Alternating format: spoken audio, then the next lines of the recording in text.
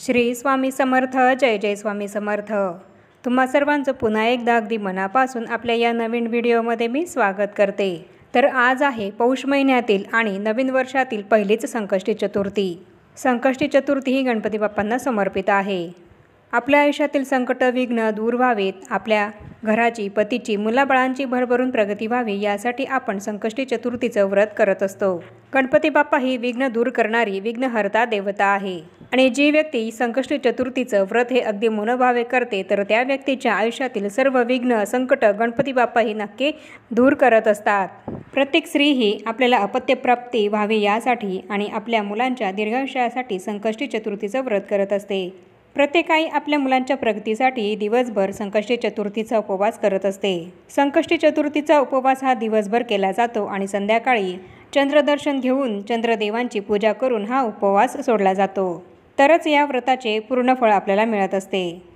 तुम्हाला सुद्धा जर या व्रताचं पूर्ण फळ हे मिळावं असं वाटत असेल आणि गणपती बाप्पांनी तुमच्या सर्व इच्छा मनोकामना या पूर्ण कराव्यात असं तुम्हाला वाटत असेल तर आज रात्री चंद्रदर्शन घेतल्यानंतर चंद्र उगवल्यानंतर हे एक महत्त्वाचं काम करायला विसरू नका. यामुळे गणपती बाप्पा तुमच्यावर प्रसन्न होतील. गणपती बाप्पांचा आणि चंद्रदेवांचा आशीर्वाद तुम्हाला प्राप्त होईल आणि तुमच्या मनामध्ये ज्या काही इच्छा असतील त्या सर्व इच्छा मनोकामना गणपती बाप्पांच्या कृपेने पूर्ण होतील. तर आजच्या या व्हिडिओमध्ये मी तुम्हाला हीच संपूर्ण माहिती देणार आहे की आज पौष महिन्यातील आणि नवीन वर्षातील पहिली संकष्टी चतुर्थी आहे.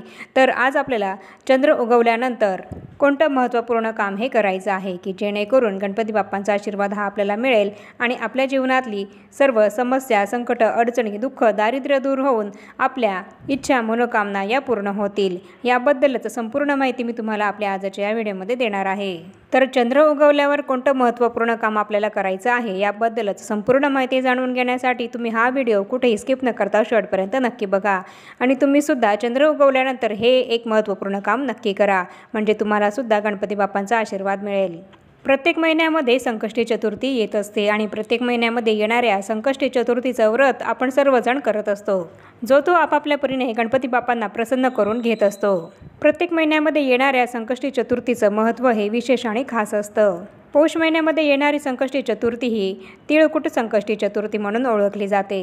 कारण ही चतुर्थी मकर संक्रांतीनंतर लगेच येत असते आणि म्हणूनच या चतुर्थीला गणपती बाप्पांना तिळ ही अर्पण केली जाते. प्रत्येक महिला ही आपल्या मुलांच्या दीर्घायुष्यासाठी आणि त्यांच्या उन्नतीसाठी करिअरमध्ये त्यांना भरभरून यश मिळावं, अभ्यासामध्ये आपल्या मुलांची खूप प्रगती व्हावी यासाठी संकष्टी चतुर्थीचं व्रत करत असते. त्याचप्रमाणे ज्या महिलांना मूल होण्याची इच्छा आहे, संतती प्राप्तीची ज्यांची इच्छा आहे त्या महिलासुद्धा संकष्टी चतुर्थीचं व्रत करत असतात. हे संकष्टी चतुर्थीचं व्रत केल्याने आपल्या सर्व इच्छा मनोकामना नक्की पूर्ण होतात.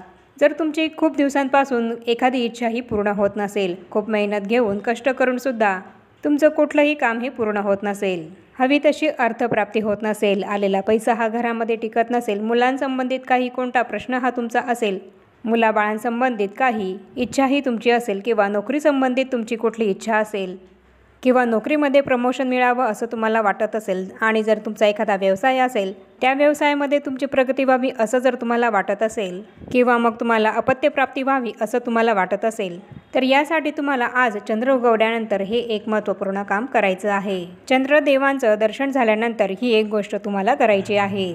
प्रत्येक महिलांनी आज संकष्टी चतुर्थीचा उपवास हा केलेलाच असेल आणि हा संकष्टी चतुर्थीचा उपवास आपल्याला चंद्रदर्शन घेतल्यानंतरच सोडायचा आहे. प्रत्येक शहरानुसार चंद्रोदयाची वेळ ही अगदी वेगवेगळी असते आणि तुमच्या भागामध्ये ज्या वेळेस चंद्रोदय हा होणार असेल तर त्या वेळेनुसार तुम्हाला हा उपाय हे एक काम करायचं आहे. चंद्रोदयाची वेळ तुमच्याकडे जी असेल त्यानुसार तुम्हाला चंद्रदेवांना अर्घ्य द्यायचं आहे. भलेही मग तुमच्या भागामध्ये चंद्र दिसत नसला तरीसुद्धा तुम्हाला त्या वेळेनंतर चंद्रदेवांना अर्घ्य द्यायचं आहे. बऱ्याच वेळेस काही भागांमध्ये ढगाळ वातावरण असल्यामुळे चंद्रदर्शन हे होत नाही. त्यामुळे तुमच्या भागानुसार चंद्रोदयाची जी वेळ असेल त्या वेळेनंतर तुम्ही हे एक काम करायचं आहे. आज पौष महिन्यातील संकष्टी चतुर्थीला चंद्र दिसल्यानंतर चंद्रदेवाला आपल्याला अर्घ्य अर्पण करायचं आहे आणि त्यासाठी आपल्याला एका कलशामध्ये शुद्ध पाणी हे घ्यायचं आहे. आणि या पाण्यामध्ये आपल्याला थोडंसं गंगाजल, कच्चं दूध आणि पांढरे तीळ हे टाकायचे आहेत आणि त्यासोबत पांढरी फुले आणि अक्षतयासुद्धा आपल्याला या पाण्यामध्ये टाकायच्या आहेत आणि या पाण्यानेच आपल्याला चंद्रदेवाला अर्घ्य अर्पण करायचं आहे। आणि तुम्ही फ्लॅट सिस्टीममध्ये राहत असाल आणि वर टेरेसवर जाऊन तुम्हाला हे अर्घ्य देणं शक्य नसेल तर तुम्ही तुमच्या गॅलरीमधून बाल्कनीमधून हे अर्घ्य दिलं तरीसुद्धा चालेल। अर्घ्य अर्पण करण्यापूर्वी आपल्याला चंद्रदेवाला हळद, कुंकू व अक्षदा अर्पण करायचे आहेत। एक फूल अर्पण करायचं आहे आणि त्यानंतर अर्घ्य द्यायचं आहे। चंद्रदेवाला अर्घ्य दिल्यानंतर धूपदीप हा सुद्धा आपल्याला चंद्रदेवांना ओवाळून घ्यायचा आहे आणि यानंतर चंद्रदेवांना आपल्याला नैवेद्य दाखवायचा आहे आणि नैवेद्यामध्ये आज आपल्याला तिळाचे लाडू किंवा तिळगुळ याचा नैवेद्य चंद्रदेवांना अवश्य दाखवायचा आहे। कारण पौष महिन्यामध्ये येणारी ही संकष्टी चतुर्थी तिळकुट संकष्टी चतुर्थी म्हणून ओळखली जाते आणि म्हणूनच या दिवशी आपल्याला चंद्रदेवांना सुद्धा तिळाचा नैवेद्य दाखवायचा आहे। मग तुम्ही तिळाचे लाडूसुद्धा नैवेद्य म्हणून दाखवू शकतात किंवा तिळगुळ एकत्र करून याचासुद्धा नैवेद्य दाखवला तरीसुद्धा चालेल। आणि याप्रमाणे नैवेद्य दाखवून झाल्यानंतर 3 वेळा आपल्याला आपल्या स्वतःभोवती परिक्रमाही करायची आहे। 3 प्रदक्षिणा या आपल्याला आपल्या स्वतःभोवती मारायच्या आहेत। पण आपण जेव्हा चंद्रदेवांना अर्घ्य अर्पण करू तर तेव्हा आपल्याला एका गोष्टीची काळजी घ्यायची आहे, ते म्हणजेच अर्घ्य अर्पण करताना जे पाणी आपण चंद्रदेवांना अर्पण करणार आहोत तर ते आपल्या पायावर पडू नये, या गोष्टीची आपल्याला काळजी घ्यायची आहे। आणि त्याचप्रमाणे हे अर्घ्य अर्पण करत असताना ते कुठल्याही झाडामध्ये, कुंडीमध्ये तुम्ही अर्पण करू नका, कारण चंद्रदेवांना अर्घ्य हे आपण रात्री अर्पण करणार आहोत। त्यामुळे रात्रीच्या वेळेस कुठल्याही झाडांना स्पर्श हा करायचा नसतो, त्यामुळे कुठल्याही झाडामध्ये हे अर्घ्य तुम्ही अर्पण करू नका। चंद्रदेवांना अर्घ्य देताना ते पाणी एखाद्या झाडामध्ये जाईल यापेक्षा ते पाणी एखाद्या रिकाम्या भांड्यामध्ये पडेल, यासाठी एखादं रिकामं भांडं अर्घ्य देताना त्या पाण्याच्या खाली आपल्याला ठेवायचं आहे। अर्घ्य देताना ते पाणी त्या भांड्यामध्येच पडेल याप्रमाणे अर्घ्य आपल्याला द्यायचं आहे।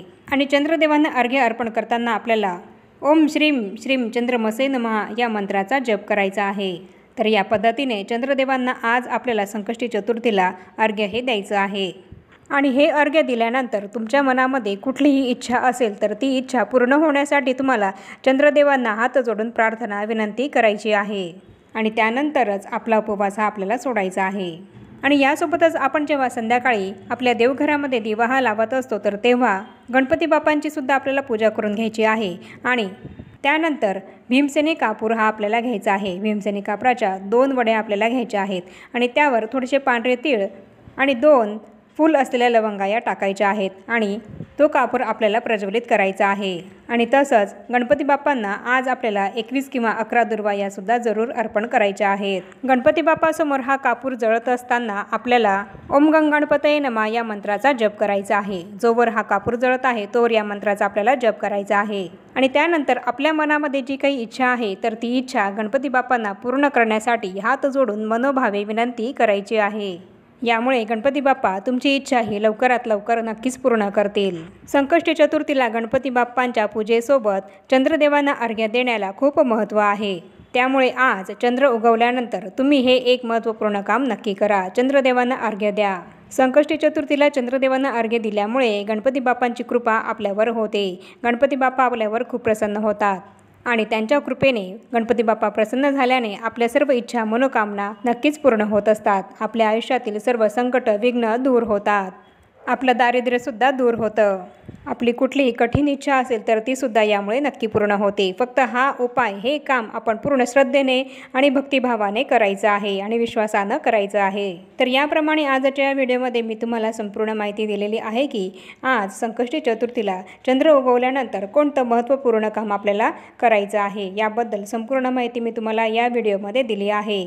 आणि आता या छोट्याशा माहितीसह आपण आपला आजचा हा व्हिडिओ इथेच थांबवूया। चॅनलवर जर तुम्ही पहिल्यांदाच आला असाल तर चॅनलला जरूर सबस्क्राईब करा आणि या व्हिडिओला जास्तीत जास्त लाईक आणि शेअरसुद्धा नक्की करा। आणि भेटूया पुन्हा अशाच नवीन एका माहितीपूर्ण आणि महत्त्वपूर्ण व्हिडिओसोबत। तोपर्यंत सर्वांना श्री स्वामी समर्थ।